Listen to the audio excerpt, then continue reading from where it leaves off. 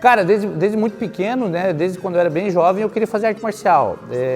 Hoje melhorou muito, né, com as boas escolas, a visão, mas antigamente as pessoas adultas da época não tinham uma visão muito boa assim do que era arte marcial, né? E o meu pai ele não tecia uma opinião sobre isso, mas a minha mãe não queria que eu treinasse luta, que eu treinasse arte marcial.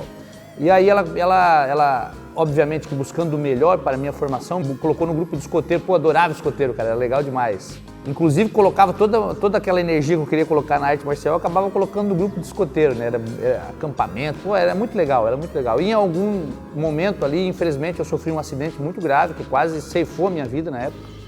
Eu era responsável por fazer o fogo da patrulha, e eu fiz um forninho, eu tinha 10 anos, fiz um forno de bambu aéreo, que a gente chamava, né?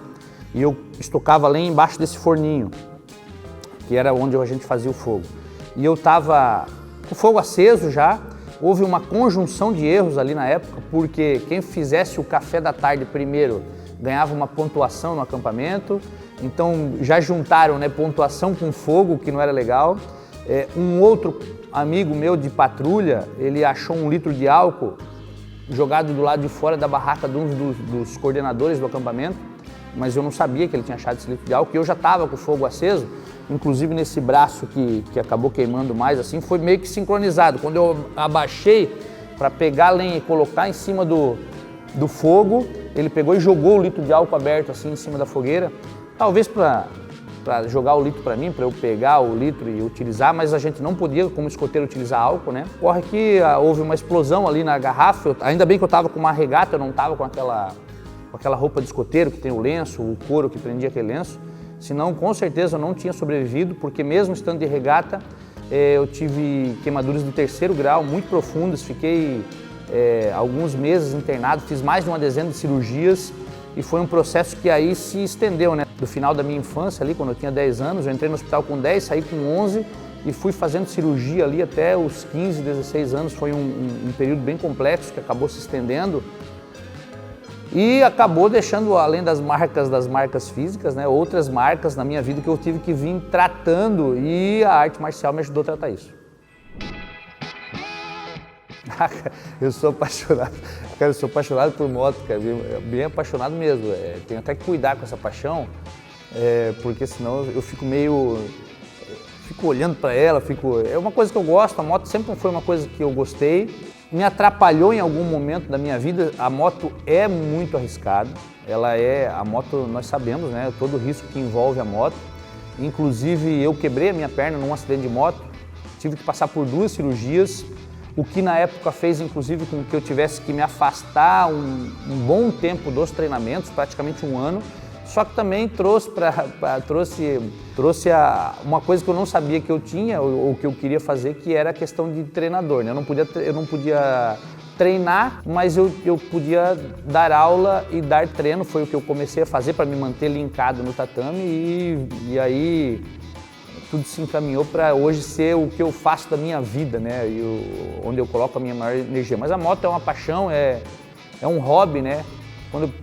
Sempre que eu saio de moto por aí, que eu vou dar um passeio de moto, cara, a minha cabeça fica dentro do capacete ali, é um universo paralelo ali, cara.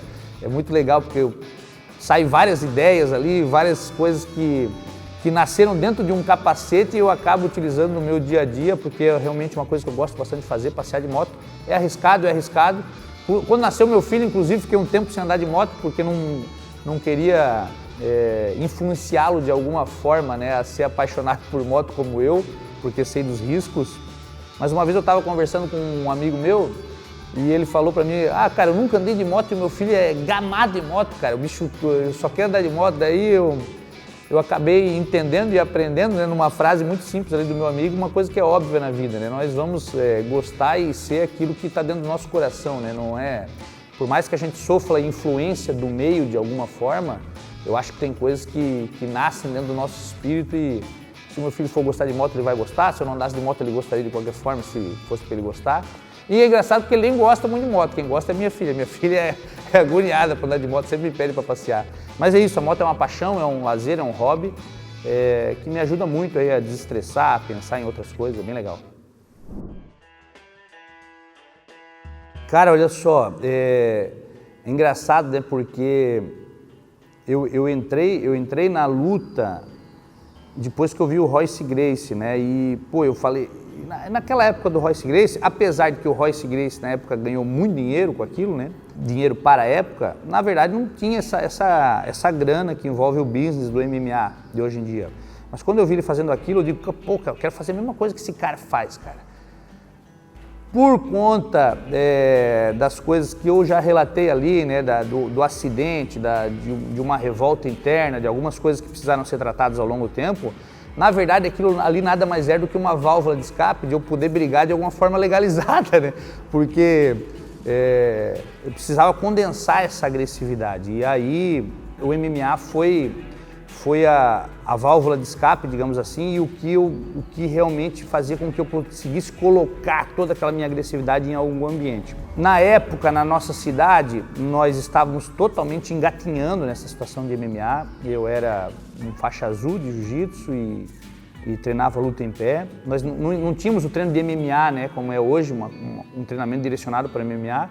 Na verdade, a gente treinava uma ou duas modalidades e ia se testar, né? E eu fui aqui da cidade o primeiro cara a lutar profissionalmente nos eventos profissionais de MMA que tinham na época, né? Tive que parar na época de lutar por conta da paixão da moto, que eu já mencionei, né? Infelizmente eu quebrei a minha perna no acidente de moto, fiz 2 cirurgias. E quando eu vi o universo meio que se encaminhou para isso, eu não queria dar aula de forma nenhuma. Mas como eu não conseguia mais treinar, eu comecei a puxar aulas. E não era o que eu queria fazer, mas foi uma paixão que nasceu dentro de mim. E eu percebi ali também uma habilidade para dar aula, né? As pessoas falam muito hoje da minha didática, foi uma coisa que eu percebi meio que por acaso, porque a ideia era só lutar mesmo, né?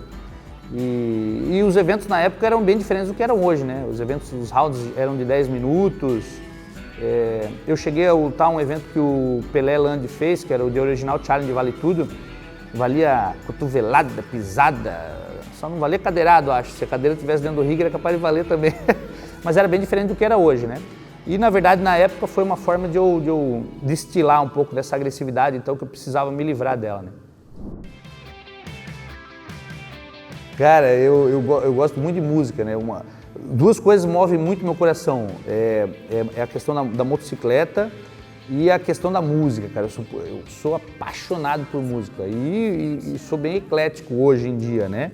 Inclusive sonoridade e moto tem muito a ver, né? Porque, pô, o motor da moto ali tem um som bem massa ali, cara. Às vezes tá chovendo demais aqui na nossa região, chove bastante, eu ligo a moto lá e fico sentado olhando para ela, só escutando ali o motor trabalhar, porque tem uma sonoridade muito louca ali também, né? E eu gosto muito de música. Cheguei lá na minha juventude a participar de algumas bandas ali locais, né? Nós tínhamos uma banda de rock, aquela coisa bem de garagem mesmo, era bem legal. Na cidade aqui tinha um bar extinto aí, que é o Cais 90. Quem for de Joinville aí, que estiver vendo esse vídeo, eu não sei em que lugar do mundo você está, mas quem for de Joinville vai lembrar do Cais 90. O Cais 90 era o bar mais tradicional que tinha de rock and roll aí na cidade. E eu tive a oportunidade de cantar 2 ou 3 vezes lá, foi bem legal. E é isso aí, a música é uma paixão, uma coisa que move meu coração, eu gosto bastante. Não vai rolar uma palhinha, não? Pô, aí complicou, meu irmão, eu tô com a garganta arranhando. Uma nova história Deus tem pra mim. Já que tu pediu a palhinha, eu não dei, né? Vai. Um novo tempo Deus tem pra mim. Tudo aquilo que perdido foi. É isso aí, cara. Cara, eu costumo dizer que a questão espiritual é determinante para a gente encontrar o equilíbrio na vida, né? O esporte muda a vida, a luta muda a vida, volto a dizer, se ela for bem direcionada. Ainda assim, um espírito que não esteja controlado não vai sofrer muita influência dessas atividades. Então, eu, dentro da arte marcial, tive ainda muitos problemas com a minha agressividade que não era bem gerida e bem controlada. Quando que eu consigo controlar realmente essa agressividade? Quando eu encontro um caminho espiritual e consigo visualizar coisas que vão além daquilo que os olhos enxergam. E aí a gente consegue fazer esse equilíbrio, esse tripé realmente da arte marcial, né? Corpo, mente e espírito. Então, em algum momento, eu decidi trilhar um caminho espiritual diferente, o que me levou também a mudar a minha visão com relação à necessidade da nossa ação em meios de responsabilidade social. E aí eu pego a luta e acabo também levando para o ambiente social, motivado por esse caminho espiritual que eu acabei escolhendo, né? E aí nasce uma nova paixão, nasce uma nova chama dentro de mim, que faz com que eu veja a luta de forma mais integral, mais global. A coisa ela fica um pouco maior do que única e exclusivamente a luta pela luta, né? Que era uma coisa que era o meu foco no início, né? Eu comecei querendo ser lutador, acabei sofrendo um acidente. Esse acidente fez com que, de uma hora para outra, eu virasse treinador e desenvolvi um bom papel como treinador por conta de uma didática, sei lá, algo que talvez já tenha nascido comigo, não sei, mas eu também sou alguém muito curioso, que gosta de estudar muito. Mas ainda como treinador, focado só na luta, pela luta mesmo, no resultado, né?